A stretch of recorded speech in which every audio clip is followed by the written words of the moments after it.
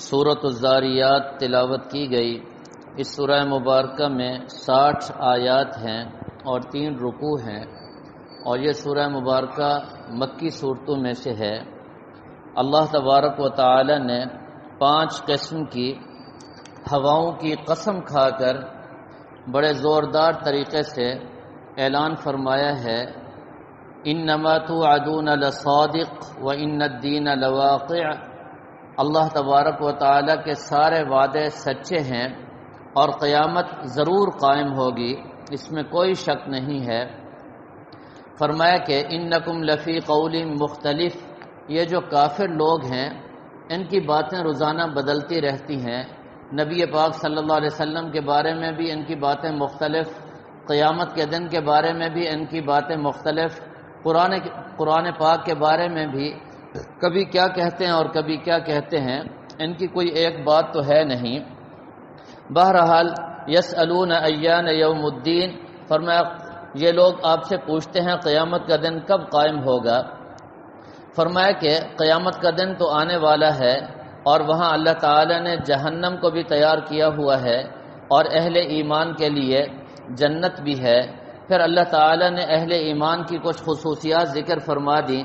فرمایا کانوا قلیلا من اللیل ما یہجعون، رات کو وہ تھوڑا آرام کرتے ہیں، زیادہ اللہ کی عبادت میں لگے رہتے ہیں، اور سحری کے وقت تو خوب استغفار کرتے ہیں، اللہ تعالی سے معافی مانگتے ہیں، رو رو کر کے اللہ تعالی سے اپنے گناہوں کی بخشش چاہتے ہیں۔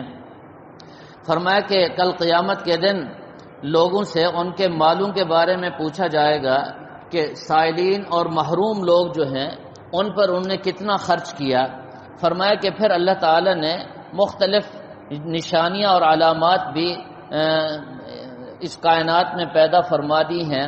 فرمایا وفی الارض آیات، زمین میں دیکھ لو کتنی نشانیاں ہیں، زمین کے سارے خزائن کو آپ دیکھو، ایک ایک نعمت اللہ تعالی کی نشانی ہے۔ وفی انفسکم، فرمایا تم اپنے نفسوں کو دیکھ لو، تمہارے اعضاء کیسے بنے، تم ابتدا میں کیا تھے، پانی کا ایک ناپاک قطرہ، پھر وہ نطفہ بنا، پھر وہ علقہ بنا، پھر وہ مضغہ بنا، اور پھر گوشت اس کے اوپر، اور پھر اس کے اوپر چمڑا، پھر اس کے اندر روح اللہ تعالی نے ڈالی، پھر پیدائش ہوئی۔ یہ سارے مراحل تم دیکھو، پھر انسان کے اعضاء کو دیکھو، اللہ تعالی نے کیسے مناسب اعضاء انسان کے پیدا فرمائے، اور انسان کو کس ساخت اور کس کیفیت میں اللہ تعالی نے بنایا۔ فرمایا سر سے لے کر پاؤں تک انسان اگر غور کرے تو اس کو پتہ چل جائے گا کہ میں نہ خود بخود بنا ہوں اور نہ مجھے مخلوقات میں سے کسی نے بنایا ہے، میرا پیدا کرنے والا ایک اللہ ہے۔ اس کو اپنے پروردگار کی پہچان اپنے آپ کو دیکھنے سے بھی ہو جائے گی۔ فرمایا فی انفسکم افلا تبصرون، تم اپنے نفسوں میں غور و فکر کیوں نہیں کرتے۔ فرمایا آسمان پر دیکھو، اللہ تعالی نے تمہارے رزق کو آسمان سے وابستہ فرما دیا ہے۔ فرمایا وہاں سے تمہارے رزق کے فیصلے ہوتے ہیں، اور آسمان ہی سے رزق کا نزول ہوتا ہے۔ فرمایا فورب السماء والارض انہ لحق مثل ما انکم تنطقون، اللہ تعالی نے آسمان و زمین کی قسم کھا کر یہ بات فرمائی ہے کہ قیامت سچی اور پکی ہے، اس میں کوئی شک نہیں ہے۔ فرمایا کہ اس کے بعد اللہ تعالی نے حضرت ابراہیم علیہ السلام کے مہمانوں کا ذکر فرمایا جو فرشتے آئے تھے، اور حضرت ابراہیم علیہ السلام حسب عادت ان کے لیے اکرام کی فکر میں لگ گئے، کھانا بانا ان کے لیے تیار کیا۔ بعد میں انہیں بتایا ہم تو فرشتے ہیں اور کھانے پینے سے پاک ہیں۔ انہوں نے پوچھا آپ کیسے آئے؟ انہوں نے جواب دیا کہ ہم قوم لوط کو تباہ کرنے اور ہلاک کرنے کے لیے آئے ہیں۔ اس کے بعد اللہ تعالی نے قوم عاد اور قوم سمود کا بھی ذکر فرما دیا، اور آخر میں اس سورہ مبارکہ کے آخر میں اللہ تعالی نے فرمایا فَفِرُّوا إِلَى اللَّهِ، اللہ کی طرف دوڑو، اللہ تعالی ہی جائے پناہ ہیں، اللہ تعالی ہی حفاظت کرنے والے ہیں۔ خاص طور پر آج کے اس فتنے کے دور میں اللہ تعالی کے سوا کوئی ماوا اور ملجا نہیں ہے۔ اس سورہ مبارکہ کے بالکل آخر میں اللہ تعالی نے انسان کی تخلیق کا مقصد بیان فرما دیا۔ فرمایا ما خلقت الجن والانس الا لیعبدون، جن و انس کو ہم نے صرف اور صرف اپنی عبادت کے لیے پیدا کیا ہے، اور پھر آخر میں بتا دیا ان اللہ هو الرزاق ذو القوۃ المتین، رزق دینے والے صرف اور صرف اللہ تعالی ہیں۔ اور یاد رکھیں انسان کا رزق اللہ نے مقرر فرما دیا ہے، اگر کوئی انسان اپنا رزق نہیں لے گا تو رزق اس کا پیچھا کرے گا، جس طرح موت انسان کے پیچھے بھاگتی ہے، فرمایا اس طرح رزق بھی اس کے پیچھے بھاگے گا، اور اس وقت تک اس کو موت نہیں آئے گی جب تک وہ اپنا رزق پورا نہیں کر لے گا۔ آخر میں اللہ تعالی نے کافروں کو بڑی تنبیہ فرما دی، فویل للذین کفروا من یومہم الذی یوعدون، کافروں کے لیے بڑی ہلاکت ہے جس دن کا ان کو وعدہ کیا جا رہا ہے، یعنی قیامت کے دن ان کے لیے بڑی ہلاکت ہوگی۔ اس کے بعد سورہ طور تلاوت کی گئی ہے، یہ سورہ مبارکہ بھی مکی ہے، 49 اس کی آیتیں ہیں اور اس میں 2 رکوع ہیں۔ اس میں بھی اللہ تعالی نے 4-5 قسمیں کھا کر یہی اعلان فرمایا ہے، ان عذاب ربک لواقع، فرمایا کہ اللہ کا عذاب واقع ہو کر کے رہے گا، اس میں کوئی شک نہیں۔ کوہ طور کی قسم کھا لی، کتاب مستور کی قسم کھا لی، بیت معمور کی قسم کھا لی، اور اسی طرح سقف مرفوع، بحر مسجور، یہ ساری چیزیں ہمارے سامنے ہیں۔ بیت معمور 7ویں آسمان کے اوپر بیت اللہ کی سیدھ میں اللہ تعالی نے بیت معمور بنایا ہے، فرمایا روزانہ 70,000 فرشتے آ کر اس کا طواف کرتے ہیں اور عبادت کرتے ہیں۔ فرمایا جب سے وہ بنا ہے، پہلے دن جو 70,000 فرشتے آئے تھے، فرمایا قیامت تک دوبارہ ان کی باری نہیں آئے گی، نئے فرشتے آ رہے ہیں اور عبادت میں لگے ہوئے ہیں۔ رحمت عالم صلی اللہ تعالی علیہ وسلم جب معراج پر تشریف لے گئے تو 7ویں آسمان پر بیت معمور کی دیوار پر ٹیک لگائے حضرت ابراہیم علیہ السلام سے ملاقات ہوئی، اور اس کی وجہ بھی علماء نے یہی لکھی ہے، چونکہ حضرت ابراہیم علیہ السلام نے بیت اللہ کو تعمیر کیا تھا، اسی مناسبت سے اللہ تعالی نے بیت معمور پر ان کی جگہ بنا دی اور حضرت ابراہیم علیہ السلام وہاں ہوتے ہیں۔ اس کے بعد اللہ تعالی نے کفار اور جھٹلانے والوں کو بڑی تنبیہات فرمائی ہیں، اور اس سورہ مبارکہ کی جو ابتدائی آیات ہیں بڑی سخت آیات ہیں۔ حضرت جبیر رضی اللہ تعالی عنہ مکہ مکرمہ سے مدینہ منورہ میں آئے اور اس وقت کافر تھے۔ فرماتے ہیں میں جب یہاں پہنچا، نبی پاک صلی اللہ علیہ وسلم مسجد نبوی میں نماز مغرب پڑھا رہے تھے، اور مغرب کی نماز میں آپ نے سورہ والطور کی تلاوت شروع کی۔ فرماتے ہیں جب اس آیت پر پہنچے ان عذاب ربک لواقع، فرماتے ہیں میرا دماغ اور میرا دل بالکل بے قابو ہو گیا، خوف میں مبتلا ہو گیا، اور قریب تھا کہ میں گر جاؤں، اور میرے پاس اس کے سوا کوئی چارہ نہ رہا، میں کلمہ پڑھ چکا لا الہ الا اللہ۔ میں نے کہا اگر ان آیات اور اللہ کے اس کلام کو سننے کے بعد بھی میں نے کلمہ نہ پڑھا تو ابھی مجھ پر عذاب نازل ہو جائے گا۔ 34-35 آیت نمبر جب تلاوت کی نبی پاک صلی اللہ علیہ وسلم نے، فرماتے ہیں میں بے ہوش ہو کر کے گر پڑا۔ یہ ایسی صورت اور ایسا کلام ہے اور ایسے کلمات ہیں، حضرت جبیر کافر ہو کر وہ فرماتے ہیں مجھ سے برداشت نہ ہوا۔ اسی طرح حضرت عمر فاروق رضی اللہ تعالیٰ عنہ کے 2 واقعات آتے ہیں۔ ایک روایت کے مطابق حضرت عمر رات کو گشت فرما رہے تھے، کسی گھر کے آگے سے گزر ہوا تو گھر کے اندر سے کوئی تلاوت کر رہا تھا والطور وکتاب مسطور فی رق منشور۔ حضرت عمر فاروق دیوار کے ساتھ ٹیک لگا کر کے بیٹھ گئے اور پھر بے ہوش ہو گئے۔ پھر ان کو اٹھا کر گھر لایا گیا، 20 دن تک وہ سخت بیمار رہے اور لوگ ان کی عیادت اور تبہ پرسی کرتے رہے، اور کسی کو پتہ نہ چلا کہ حضرت عمر کی بیماری کا سبب کیا ہے۔ جب اصرار کیا لوگوں نے تو پھر بتایا کہ میں نے یہ آیات سنی اور مجھ پر لرزہ طاری ہو گیا، اللہ تعالیٰ کا خوف طاری ہو گیا اور میں اپنے سے باہر ہو گیا۔ حضرت عمر فاروق رضی اللہ تعالیٰ عنہ جیسا جلیل القدر صحابی اور جرنیل صحابی، ان کی حالت یہ ہوئی، اور ایک دفعہ دوسری روایت کے مطابق خود تلاوت فرمائی، تلاوت کرتے ہوئے اتنا روئے کہ بے ہوشی کی کیفیت طاری ہو گئی، اور پھر اس کی وجہ سے بیمار ہو گئے۔ 20-25 دن تک حضرت عمر رضی اللہ تعالیٰ عنہ بیمار رہے۔ بہرحال اس سورہ مبارکہ میں اللہ تعالیٰ نے جہنم کو کھول کھول کر کے بیان کیا ہے، اور پھر اللہ تعالیٰ کی جس طرح عادت ہے جب جہنم کا تذکرہ آتا ہے تو پھر جنت کا ذکر بھی اللہ تعالیٰ فرماتے ہیں۔ فرمایا ان المتقین فی جنات و نعیم، فاکہین بما آتاہم ربہم ووقاہم ربہم عذاب الجحیم۔ تو جنت کی نعمتوں کا ذکر بھی فرما دیا، اور فرمایا کہ جنت میں اہل جنت تکیہ لگائے ہوئے ہوں گے، اور ان کو حور عین کے ساتھ ان کے نکاح بھی کیے جائیں گے، اور فرمایا کہ ان کی جو چھوٹی اولاد ہے فرمایا وہ بھی کل قیامت کے دن انہی کے ساتھ ہوگی۔ بظاہر اس آیت سے یہ معلوم ہوتا ہے اہل ایمان کی چھوٹی اولاد جنت میں اہل ایمان کے ساتھ ہوگی، اور مشرکین کی اولاد مشرک ماں باپ کے ساتھ ہوگی۔ لیکن بعد میں پھر یہ اعلان فرما دیا گیا یہ جو معصوم اور نابالغ بچے ہیں چاہے وہ مشرکوں کے کیوں نہ ہوں، فرمایا وہ جہنم میں نہیں جائیں گے، کیونکہ ان کے نامہ اعمال میں کوئی جرم اور قصور نہیں ہے۔ اس کے بعد اللہ تعالی نے اپنی نعمتوں کا ذکر فرمایا، اور فرمایا فذکر فما انت بنعمت ربک بکاہن ولا مجنون۔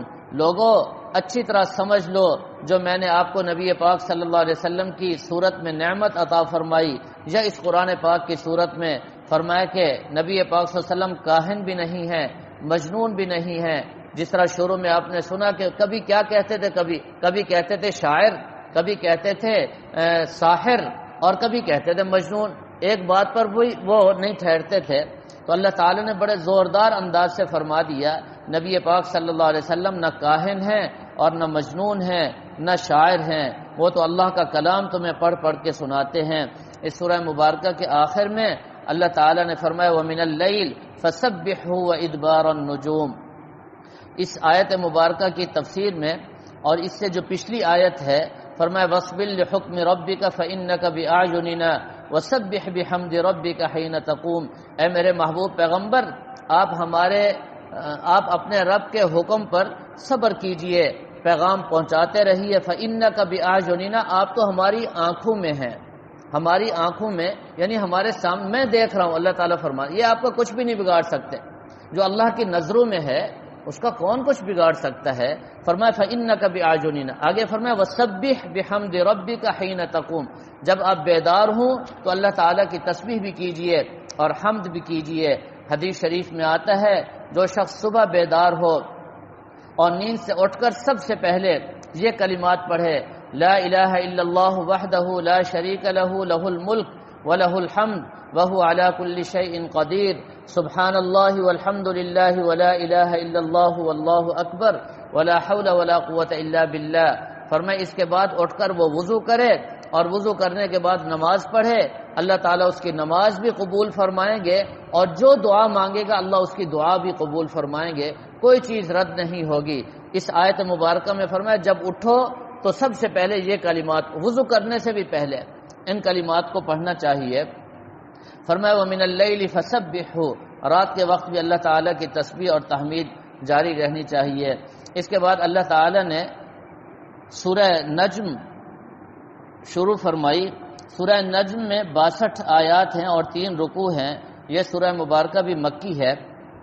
اس سورہ مبارکہ کے آغاز میں اللہ تبارک و تعالی نے قسم کھا کر فرمایا ما ضل صاحبکم وما غوا۔ یہاں صاحبکم کا لفظ فرمایا نبی پاک تمہارا ساتھی، کہیں فرمایا رسول، کہیں نبی، کہیں کوئی خوبصورت لقب اللہ تعالی، یہاں فرمایا صاحبکم تمہارا ساتھی، یہ تو تمہارا ساتھی ہے۔ ما ضل، یہ کوئی گمراہ بھی نہیں، وما غوا، اور انہوں نے کوئی بہکی ہوئی بات بھی نہیں کی، یہ تو تمہارے ساتھ رہے ہیں، تمہارے ساتھی ہیں، ان کا بچپن بھی تمہارے ساتھ گزرا، ان کی جوانی بھی تمہارے ساتھ گزری۔ اب جب ہم نے ان کو نبوت کا تاج پہنایا اور ختم نبوت کا تاج ان کے سر پر سجا، اب بھی تمہارے سامنے ہے، تو تم کیسے کہتے ہو کہ یہ بہکی باتیں کرتے ہیں، غلط، نعوذ باللہ۔ ان کافروں کو اللہ تعالیٰ جھنجھوڑ رہے ہیں، ایسا نہیں ہے۔ اور فرمایا ما ينطق عن الهوى، یہ ہمارے محبوب پیغمبر اپنی مرضی سے ایک لفظ بھی نہیں بولتے، ان هو الا وحی یوحى، اوپر سے وحی آتی ہے، اللہ تعالیٰ کا حکم آتا ہے، جو وحی آتی ہے وہی بولتے ہیں، اپنی مرضی سے ایک لفظ بھی نہیں۔ چنانچہ وحی کی 2 قسمیں ہیں، ایک وحی مطلوب جسے قرآن کہتے ہیں، اور ایک وحی غیر مطلوب جسے حدیث کہتے ہیں۔ نبی پاک صلی اللہ علیہ وسلم نے پوری حیات طیبہ میں اپنی مرضی سے کوئی لفظ نہیں بولا، یہ قرآن کہتا ہے ما ينطق عن الهوى ان هو الا وحی یوحى، آپ کی زبان مبارک سے جو جملہ بھی نکلا وہ وحی تھا، اللہ کا حکم تھا۔ تو قرآن بھی وہی ہے اور حدیث بھی وہی ہے۔ وہ لوگ جو قرآن کو تو مانتے ہیں اور حدیث کو نہیں مانتے، میں ان کو تنبیہ کرتے ہوئے یہ بات عرض کر رہا ہوں، نبی پاک صلی اللہ تعالی علیہ وسلم کا ہر فرمان وہی ہے۔ اس کے بعد اللہ تعالی نے معراج کا واقعہ قدر تفصیل کے ساتھ بیان فرما دیا۔ فرمایا کہ نبی پاک صلی اللہ تعالی علیہ وسلم معراج پر تشریف لائے اور اللہ تعالی سے ملاقات ہوئی، سدرۃ المنتہا، جنت المأوی۔ فرمایا کہ اسی طرح اللہ تعالی نے آپ کو بڑی بڑی نشانیاں وہاں دکھائیں، ساری نشانیاں دیکھ کر نبی پاک صلی اللہ علیہ وسلم تشریف لائے۔ وہاں اللہ تعالی نے آپ کو بہت سارے انعامات بھی دیے، نمازوں کا تحفہ بھی ملا، سورہ بقرہ کی آخری آیات اور اسی طرح ابتدائی آیات کا تحفہ بھی اللہ نے عطا فرمایا۔ ساری تفصیلات یہاں آ رہی ہیں۔ اس کے بعد اللہ تعالی نے لات اور عزا جو ان کے ہاتھوں کے بنائے ہوئے بت تھے ان کا ذکر فرما کر ان کا رد کر دیا۔ فرمایا کہ ان بتوں کی پرستش چھوڑ دو اور اپنی خواہشات اور شہوات پر اپنی شہوات کے مطابق زندگی مت گزارو، بلکہ اللہ اور اللہ کے رسول صلی اللہ تعالی علیہ وسلم کی جو ہدایات اور احکامات ہیں اس کے مطابق تم زندگی بسر کرو۔ پھر اس کے ساتھ ساتھ اہل ایمان کو بھی جھنجھوڑ دیا، فَأَعْرِضْ عَمَّنْ تَوَلَّى عَنْ ذِكْرِنَا وَلَمْ يُرِدْ إِلَّا الْحَيَاةَ الدُّنْيَا ذَلِكَ مَبْلَغُهُم مِّنَ الْعِلْمِ۔ فرمایا کہ جو شخص بھی ہمارے ذکر سے اور ہمارے دین سے اعراض کرے گا اور اس کا مقصد کیا ہے جی؟ دنیا کی زندگی۔ ذَلِكَ مَبْلَغُهُم مِّنَ الْعِلْمِ، ان کا مبلغ علم اور علم کی انتہا کیا ہے جی؟ صرف دنیا کے چند تک ہے۔ ان کا حشر کیا ہوگا وہ بھی اللہ تعالی نے بتا دیا۔ تو آج یہود و نصارہ وہ تو خیر دنیا میں لگے ہوئے ہیں اور ان کو چاہیے بھی یہی، کیونکہ ان کی جنت یہی دنیا ہے۔ شکوہ اور شکایت تو مسلمانوں سے ہے۔ فرمایا کہ یہ مسلمان اللہ کے ذکر سے اعراض کر رہے ہیں اور مقصد کیا ہے؟ دنیا کی زندگی اور چند ٹکے۔ ذالک مبلغہم من العلم، اور ان کے علم کی انتہا بھی یہی میدہ اور میدے کی گندگی اور اس کے لیے ساز و سامان جمع کرنا۔ ایسا کیوں ہے؟ یہ اللہ تعالیٰ تنبیہ فرما رہے ہیں۔ فرمایا ایسا نہ کرو، تمہاری زندگی کا مقصد تو اللہ کو راضی کرنا ہے، بالآخر موت ہے، موت کے بعد تم نے اللہ کے حضور پیش ہونا ہے۔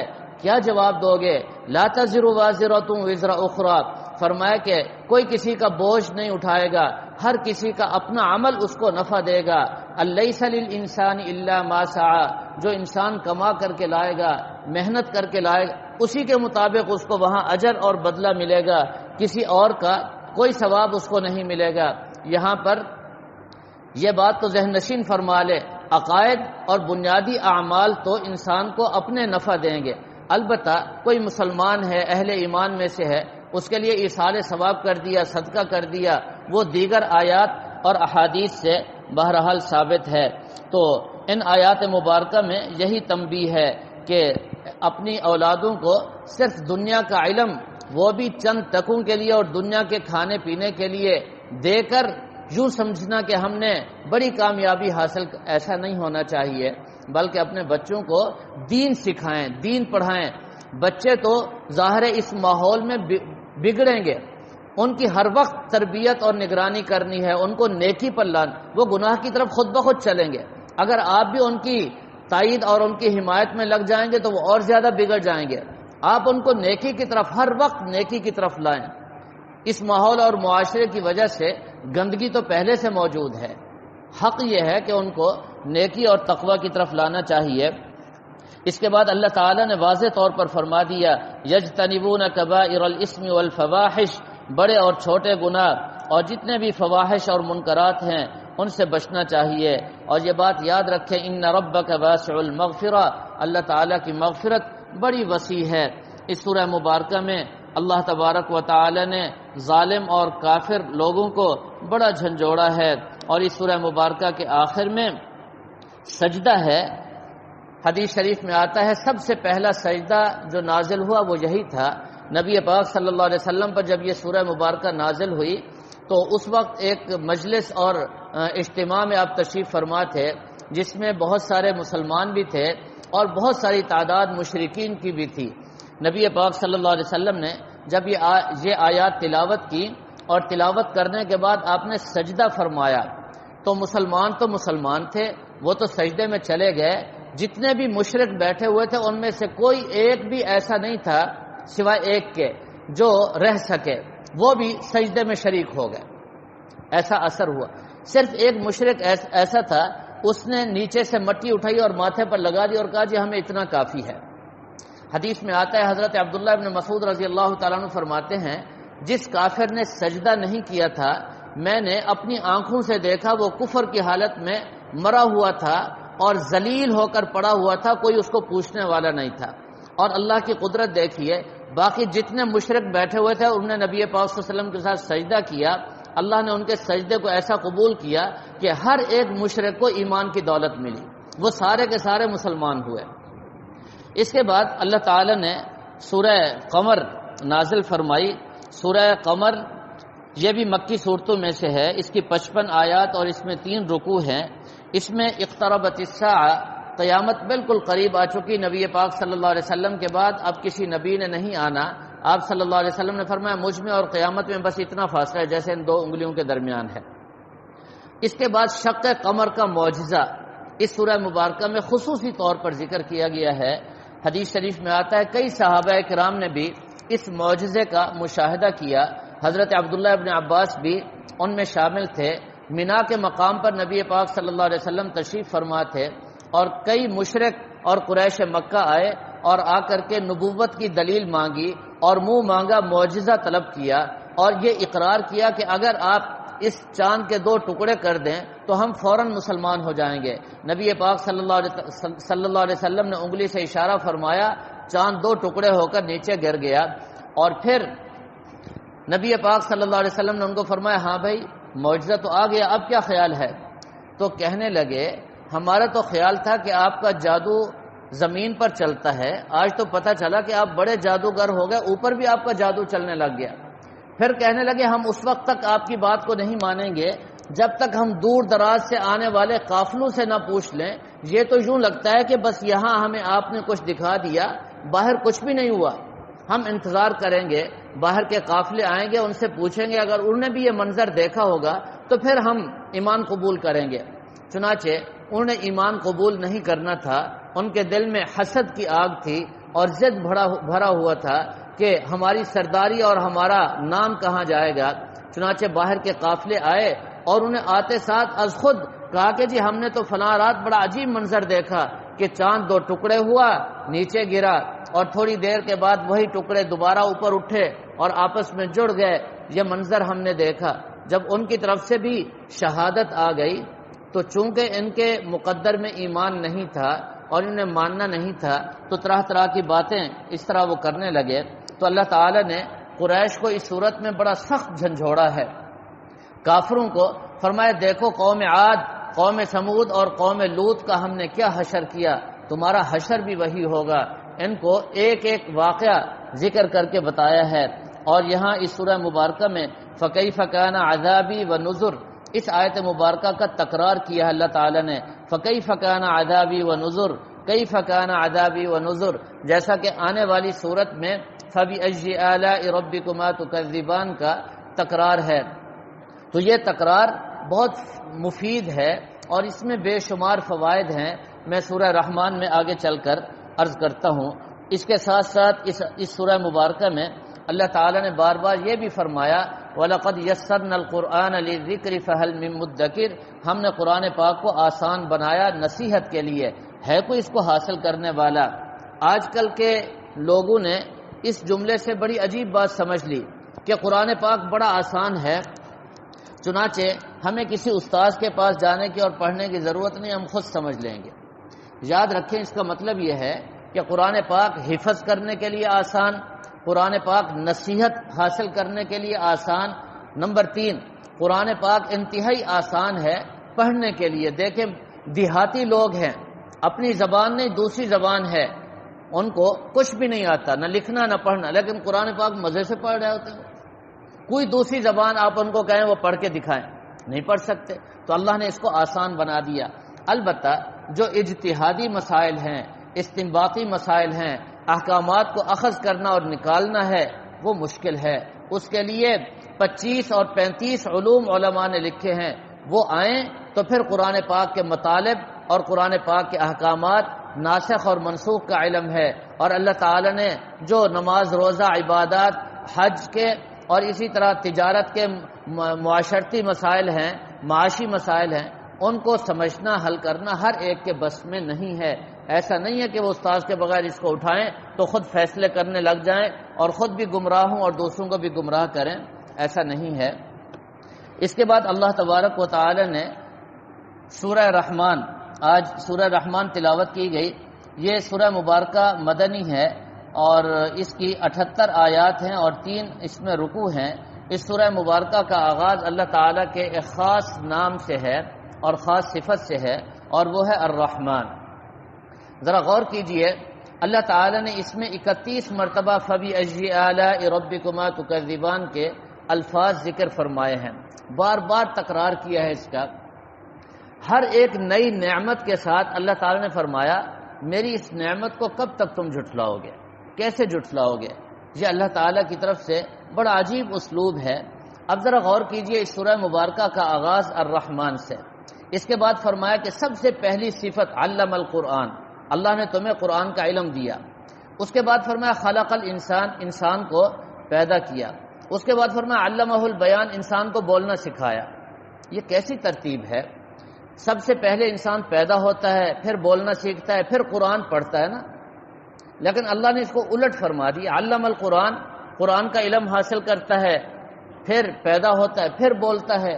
نہیں، ایسا تو نہیں ہے، پہلے پیدا ہوتا ہے، پھر بولتا ہے، پھر قرآن۔ تو اللہ تعالیٰ نے سب سے پہلے علم القرآن فرما کر فرمایا کہ انسان کی پیدائش سے بھی پہلے اچھی طرح سمجھ لو، بچہ پیدا نہ ہوا ہو پہلے سے یہ نیت کر لو ہم نے اس کو قرآن سکھانا ہے۔ اگر قرآن نہیں سکھاؤ گے، فرمایا کہ وہ بچے کا تم نے حق ادا نہیں کیا۔ یہ اس کا مطلب ہے، علماء نے اس کو لکھا ہے، اس میں یہی نقطہ ہے۔ سب سے پہلی چیز بچے کے دل اور دماغ پر اور زبان پر قرآن ہونا چاہیے، قرآن کا علم ہونا چاہیے۔ اللہ اکبر۔ اس کے بعد اللہ تعالی نے بہت ساری نعمتوں کو ذکر فرمایا، چاند ہے، سورج ہے، ستارے ہیں، درخت ہیں، اور اسی طرح اللہ تبارک و تعالی نے ندی، نہریں اور پتہ نہیں کتنے باغات، فرمایا کہ سمندر، یہ ساری نعمتیں اللہ تعالی نے عطا فرمائی ہیں۔ اسی طرح آسمان و زمین اور پھر جن و انس، پھر اللہ تعالی نے فرمایا کہ دیکھو ہم نے کتنے نعمتیں آپ کے لیے پیدا کی ہیں۔ اور یہاں ایک جملہ یہ بھی میں عرض کر دوں، نبی پاک صلی اللہ علیہ وسلم نے بڑی عجیب بات فرمائی، فرمایا کہ سورہ رحمان جنات پر بھی میں نے پڑھی اور انسانوں پر بھی پڑھی۔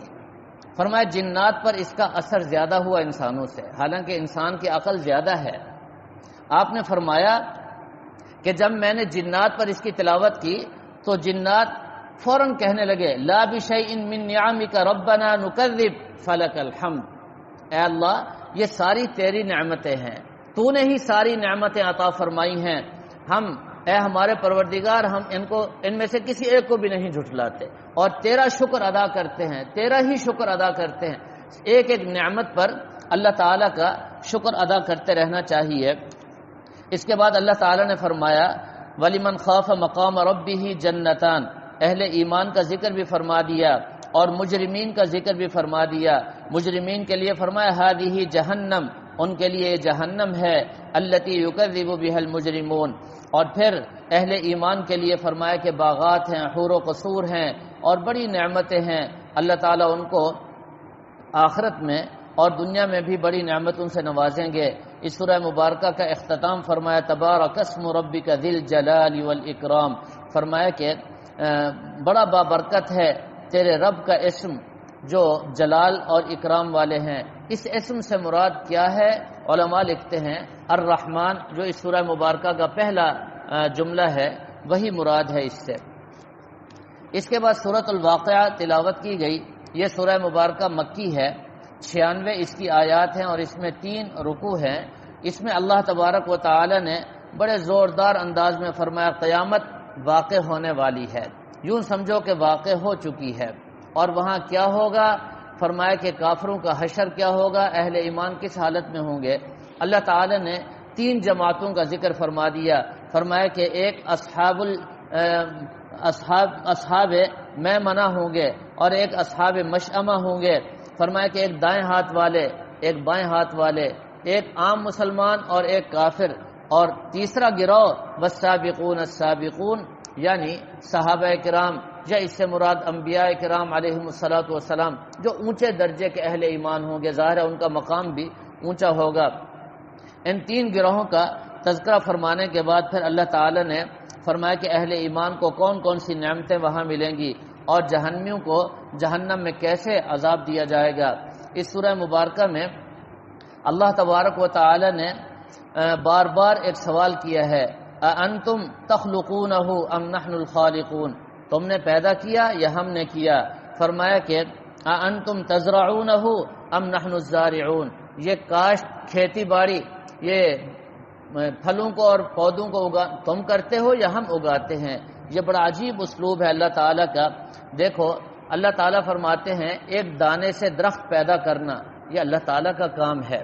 مردہ زمین کو زندہ کرنا، فرمایا کہ انسان ہے یہ پیدا ہو رہا ہے، آسمانوں سے بارش نازل ہو رہی ہے، یہ پانی، ساری کائنات کے نظام پر ذرا غور کرو، تمہیں تمہارا پیدا کرنے والا سمجھ میں آ جائے گا. کائنات میں کوئی بھی نہیں ہے جو یہ کہے کہ میں نے فلاں چیز بنائی، کسی نے بھی نہیں.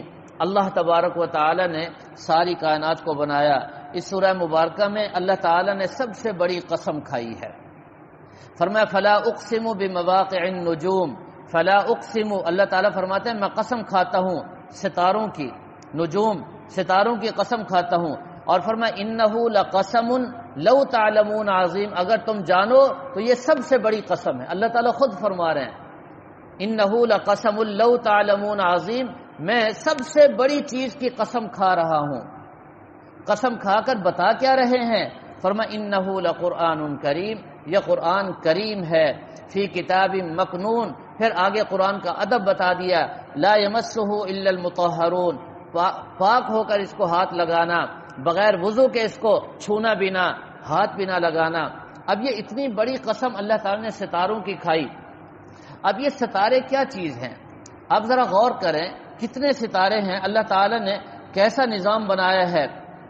فرمایا کہ اس وقت دنیا میں، اس وقت کائنات میں 500 ملین کہکشائیں ہیں جو گھوم رہی ہیں. اور فرمایا کہ یہ کہکشائیں، ان میں سے ایک کہکشاں 1,00,000 ملین ستاروں پر محیط ہے. اللہ تعالیٰ کا غیبی نظام ہے.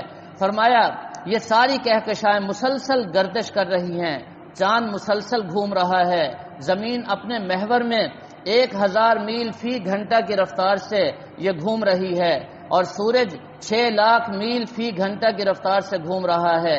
ستاروں میں سے کسی کی گردش 8 میل فی سیکنڈ، اور کسی کی 33 میل فی سیکنڈ، اور کسی کی 84 میل فی سیکنڈ. اگر یہ سیارے اور یہ آپس میں ٹکرا جائیں تو ساری دنیا کا نظام درہم برہم ہو جائے. فرمایا کہ ذرا غور تو کرو، یہ اتنی لاکھوں کی تعداد میں، کروڑوں کی تعداد میں، ابھی تو سائنسدانوں کو تھوڑا بہت معلوم ہوا ہے، بہت سارا نظام کائنات کا ایسا ہے جو ان سے مخفی ہے، ان کی عقلوں میں اور ان کی سمجھ میں آ بھی نہیں سکتا اور آئے گا بھی نہیں. اس کے باوجود انسان ذرا سوچے تو صحیح، یہ اتنا وسیع و عریض نظام کس ذات نے بنایا؟ اور یہاں ان ستاروں کی قسم کھا کر اللہ تعالیٰ فرماتے ہیں ذرا غور کرو یہ ستارے ہم نے کیوں بنائے. میں سورہ صافات میں بتا چکا ہوں آپ کو، آسمان کی زینت کے لیے، اور دوسرا اس کا اصل مقصد یہ ہے کہ یہ سارے ستارے اور سیارے، فرمایا کہ ان سے رہنمائی لے کر انسان تاریکیوں میں راستہ معلوم کرتا ہے. فرمایا کہ ان ستاروں سے تاریکیوں میں انسان راستہ معلوم کرتا ہے. پھر اس کی قسم کھا کر قرآن، اس کا کیا مطلب؟ فرمایا کہ جب جہالت کی تاریکیاں آ جائیں تو پھر قرآن کی رہنمائی تمہیں نفع دے گی. فرمایا جب بھی جہالت آئے گی، اگر کوئی رہنمائی چاہے، راستہ چاہے اور بچنا چاہے تو پھر صرف ایک ہی راستہ ہے، اور وہ قرآن پاک کا راستہ ہے. اس لیے اللہ تعالی نے ستاروں کی قسم کھا کر فرمایا انہ لقرآن کریم فی کتاب مکنون، اور اس کے ساتھ ساتھ قرآن پاک کے کئی آداب بھی ذکر فرما دیے. اور آخر میں اللہ تعالیٰ کے جو مقرب بندے ہیں، اما ان کان من المقربین، ان کے انعامات کو ذکر فرما دیا. فروح و ریحان و جنت نعیم، فرمایا کہ وہاں وہ بڑے خوش ہوں گے، ریحان ہوگا ان کے لیے اور جنت کی نعمتیں ہوں گی۔ اور پھر جو اصحاب یمین ہیں فرمایا کہ ان کا حشر بھی بتا دیا، اما ان کان من المکذبین الضالین فنزل من حمیم، وہاں کھولتا ہوا پانی ان کو پیش کیا جائے گا، تسلیۃ جحیم، جہنم میں وہ جلیں گے۔ فرمایا ان ھذا لہو حق الیقین، یہ اللہ تعالیٰ کی طرف سے حق اور سچ ہے اور یقینی بات ہے، جہنم بھی ہوگی جنت بھی ہوگی۔ فسبح باسم ربک العظیم، یہ بڑی عظیم صورت ہے۔ اس سورہ کا نام سورۃ الواقعہ بھی ہے اور سورۃ الغنا بھی ہے۔ حدیث میں آتا ہے جو شخص رات کو اس کی تلاوت پابندی سے کرے گا کبھی اس پر فقر و فاقہ نہیں آئے گا۔ حضرت عبداللہ ابن مسعود رضی اللہ تعالیٰ عنہ بیمار ہوئے، حضرت عثمان غنی ان کی عیادت کے لیے آئے۔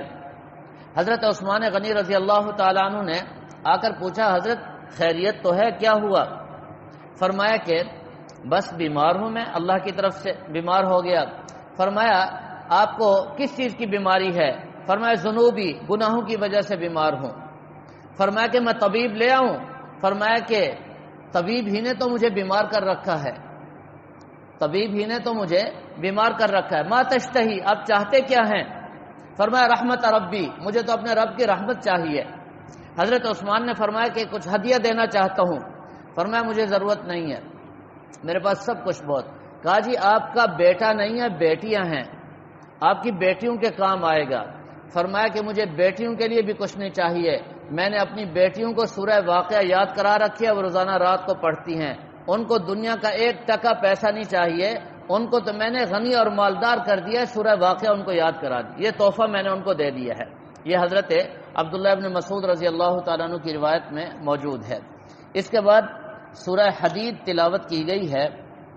یہ سورہ مبارکہ مدنی ہے، اس میں 29 آیات ہیں اور 4 رکوع ہیں۔ یہ ان صورتوں میں سے پہلی صورت ہے جو اللہ تعالیٰ کی تسبیح سے شروع ہو رہی ہیں۔ بعض صورتیں یسبح للہ سے اور یہ صورت سبح للہ سے اللہ تعالیٰ کی تسبیح ہے، تسبیح بیان کرتے ہیں جو کچھ آسمانوں اور زمینوں میں ہے۔ فرمایا لہو ملک السماوات والارض، آسمان اور زمین میں اللہ تعالیٰ کی بادشاہت ہے۔ یحیی و یمیت، اللہ تعالیٰ زندگی عطا فرماتے ہیں، موت دیتے ہیں، ہر چیز پر قدرت ہے۔ هو الاول والآخر والظاہر والباطن وهو بكل شیء علیم۔ یہ آیات جو 3 آیتیں میں نے ابھی تلاوت کی ہیں، اس کے بے شمار فوائد علماء نے لکھے ہیں۔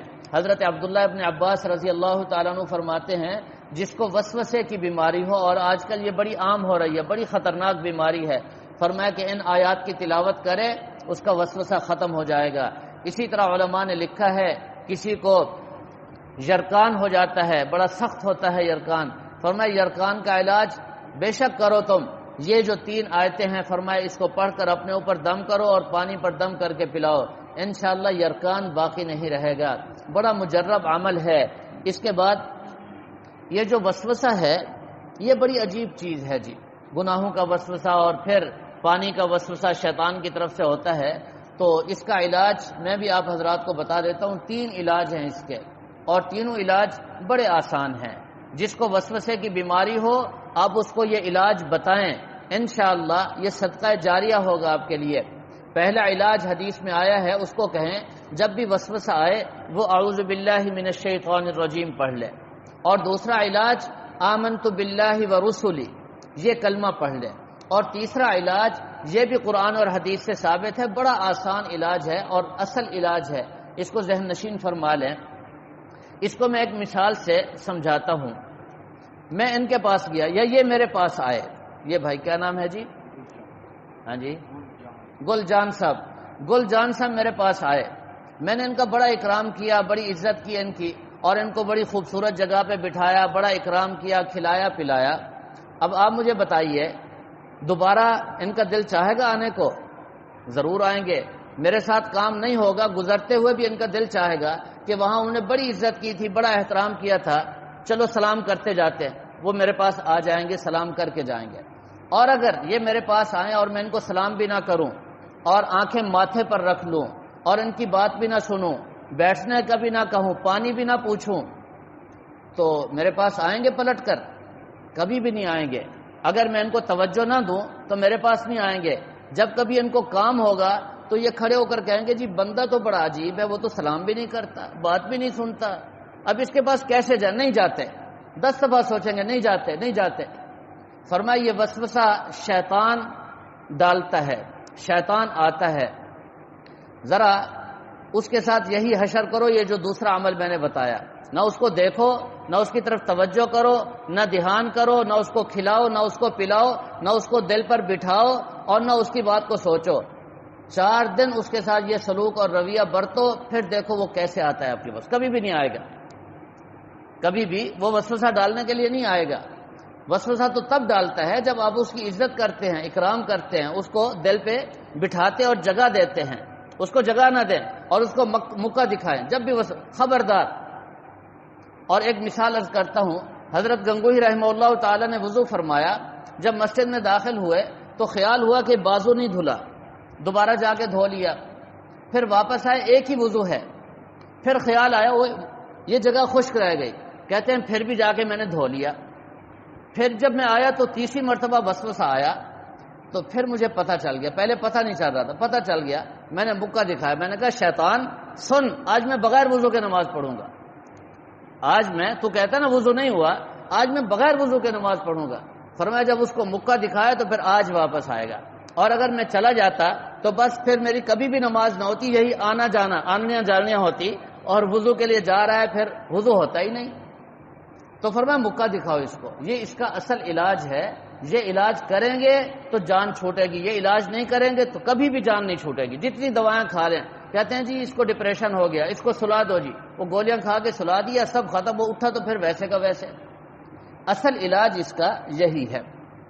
بہرحال اس سورہ مبارکہ میں اللہ تعالیٰ نے اپنی قدرت کے کئی مناظر ارشاد فرمائے، رات اور دن کا ذکر فرمایا، اور فرمایا کہ اللہ تعالیٰ نے اپنے محبوب صلی اللہ تعالیٰ علیہ وسلم پر قرآن پاک کی آیات کو نازل کیا، لیخرجکم من الظلمات الی النور، فرمایا یہ آیات ظلمات سے نور کی طرف لانے والی ہیں۔ اس کے بعد اللہ تعالیٰ نے صحابہ اکرام کی بڑی تعریفیں کی ہیں، صحابہ اکرام کے بڑے فضائل بیان فرمائے ہیں، اور ان کی عظمت کو بیان کرتے ہوئے فرمایا کلن وعد اللہ الحسنى، یہ جتنے بھی صحابہ ہیں میرے محبوب کے، ان سب سے اللہ فرماتے ہیں میں نے وعدہ کر لیا جنت کا، یہ سارے کے سارے جنتی ہیں۔ وَكُلًّا وَعَدَ اللَّهُ الْحُسْنَى، وَكُلًّا سارے کے سارے، ایک کو بھی نہیں چھوڑا، سارے صحابہ جنتی ہیں، اور یہی عقیدہ ہونا چاہیے۔ اس کے بعد اللہ تعالیٰ نے عام اہل ایمان کو بشارتیں اور خوشخبریاں سنائی ہیں۔ فرمایا یوم تری المؤمنین والمؤمنات، مومن مرد اور مومن عورتیں دیکھیں گے قیامت کے دن، یسعی نورہم بین ایدیہم، ان کے سامنے ایک نور دوڑے گا۔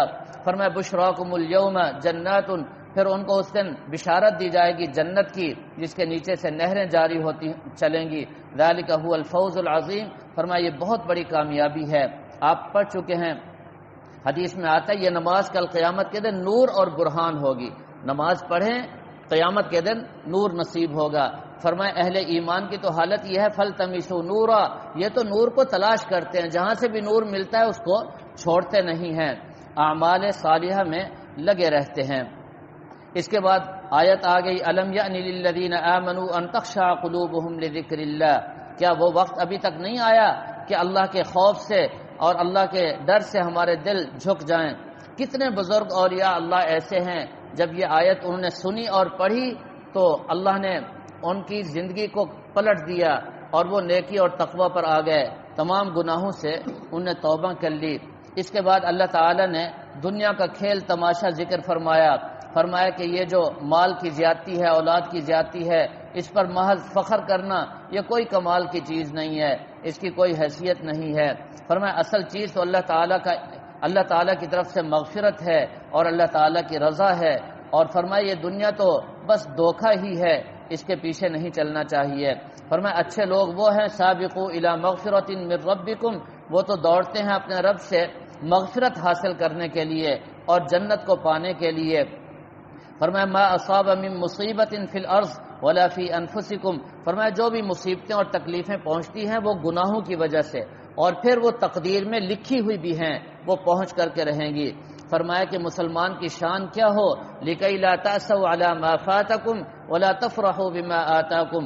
اگر کوئی نعمت مل گئی تو وہ خوشی اتنا خوش نہیں ہوتا کہ اترانے لگ جائے، اور کوئی مصیبت آ جائے تو غم زدہ نہیں ہوتا، بس وہ کہتا ہے میرے اللہ کی طرف سے ہے، وہ اللہ کی رضا پر راضی رہتا ہے، اور یہی اصل چیز ہے۔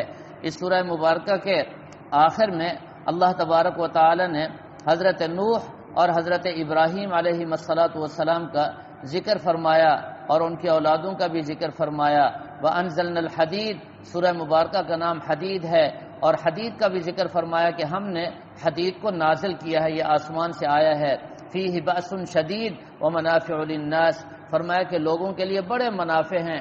جب یہ قرآن نازل ہوا تھا لوگوں کو سمجھ میں نہیں آتی تھی یہ بات کہ لوہا کس کام کا ہے۔ آج دنیا کو پتہ چل رہا ہے کہ یہ لوہا ہماری عمارتوں میں اور پتہ نہیں کتنی اور کہاں کہاں کام آتا ہے، بڑے نفع کی چیز ہے، اللہ نے پہلے ہی فرما دیا منافع للناس۔ پھر اس سورہ مبارکہ میں اللہ تعالیٰ نے اہل ایمان اور اہل تقوی کے بارے میں فرمایا کہ یجعل لکم نورا، اللہ تعالیٰ نے ان کے لیے نور بنایا ہے، وہ اس کے پیچھے چلتے ہیں۔ یغفر لکم، اللہ نے ان کی مغفرت بھی فرما دی ہے۔ تو بہرحال اس سورہ مبارکہ کو اللہ تعالیٰ نے فضل عظیم پر ختم فرمایا ہے۔ ان الفضل بید اللہ یؤتیہ من یشاء، یہ قرآن ہو یا نبی پاک صلی اللہ علیہ وسلم کی محبت ہو، فرمایا یہ سب اللہ تعالیٰ کا فضل ہیں، اور اللہ تعالیٰ جسے چاہتے ہیں عطا فرماتے ہیں، اور یہ اللہ تعالیٰ کا بہت بڑا فضل ہے۔ دعا کیجیے اللہ تعالیٰ ہمیں بھی اپنے اس فضل عظیم سے بہرور فرمائیں، نبی پاک صلی اللہ علیہ وسلم کی محبت نصیب فرمائیں، اور قرآن پاک کے ساتھ والہانہ عقیدت اور تعلق اور محبت اللہ تعالیٰ ہم سب کو عطا فرمائیں۔